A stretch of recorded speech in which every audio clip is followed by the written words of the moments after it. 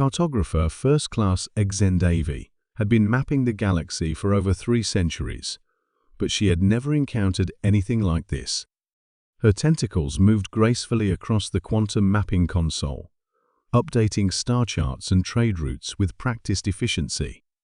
Every system, every planet, every asteroid belt was meticulously catalogued in the Grand Galactic database.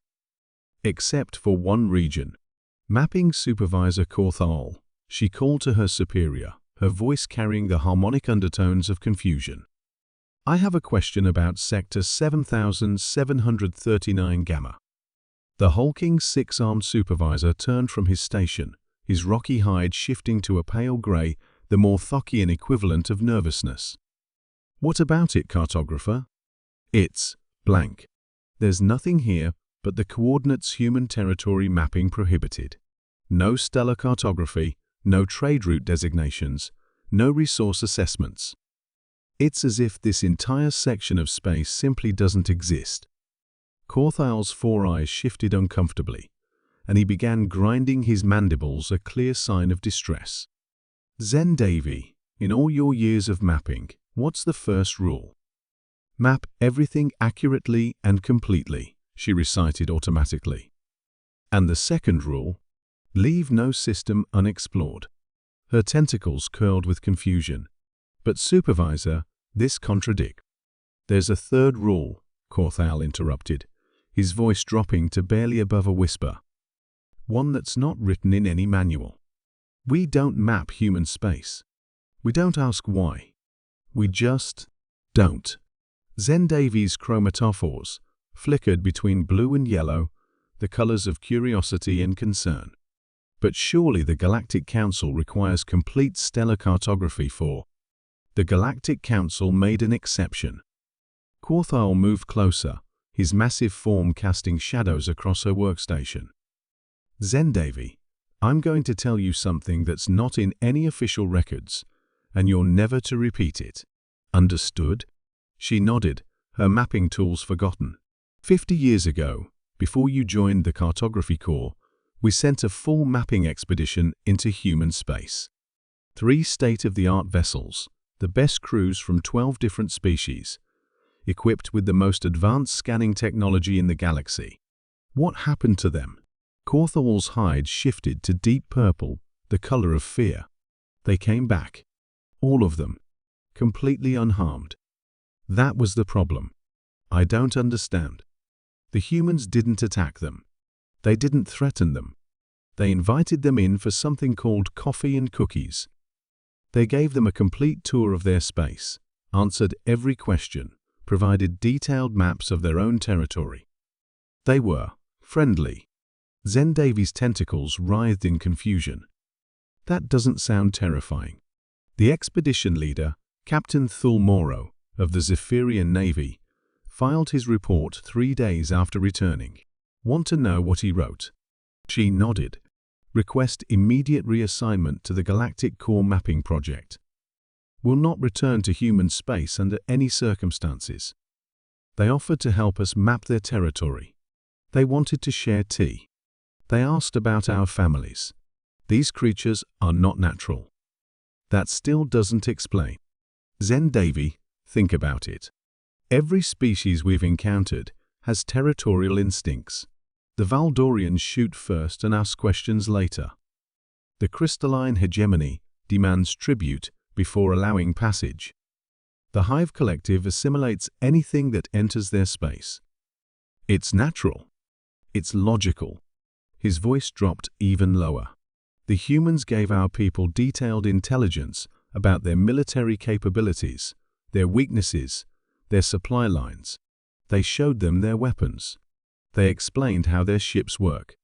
They provided star charts that included tactical advantages and defensive positions. Understanding began to dawn on Davy like a cold sunrise. They weren't being friendly. They were. They were telling us exactly how dangerous they are, Corthal finished. When a species is that confident, when they're willing to show you their hand completely. Davy, what does that tell you about their actual capabilities? She thought about the legendary predators of her homeworld, the shadow sharks, that announced their presence with bioluminescent displays, not because they were foolish, but because they had nothing to fear from any creature that might see them coming. "It tells you they know you can't do anything about it," she whispered. Exactly.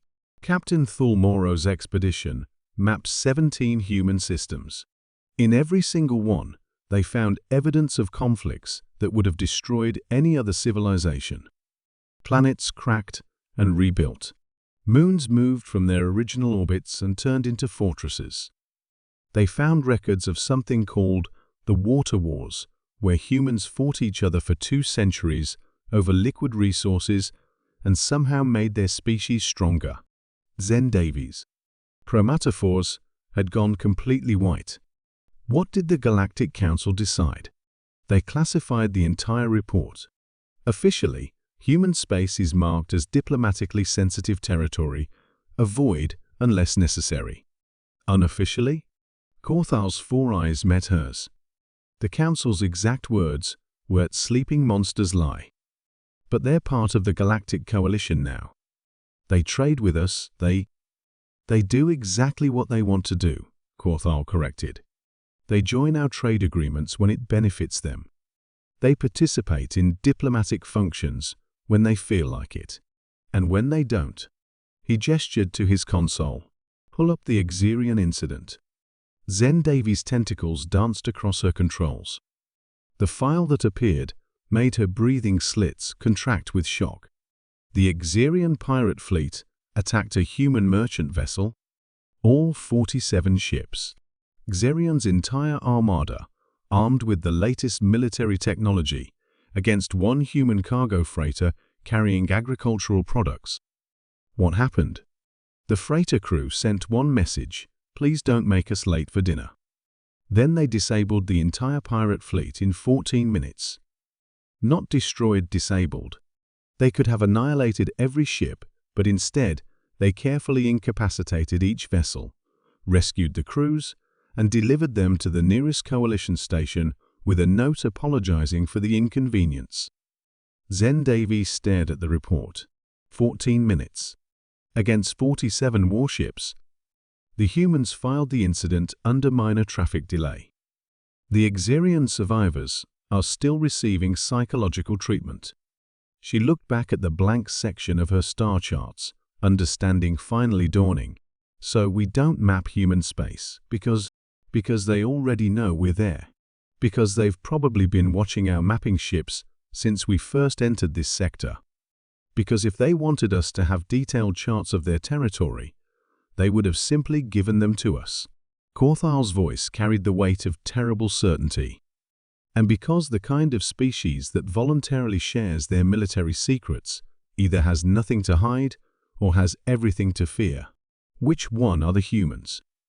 That, cartographer Zen Davy, is exactly why we don't ask questions about human space.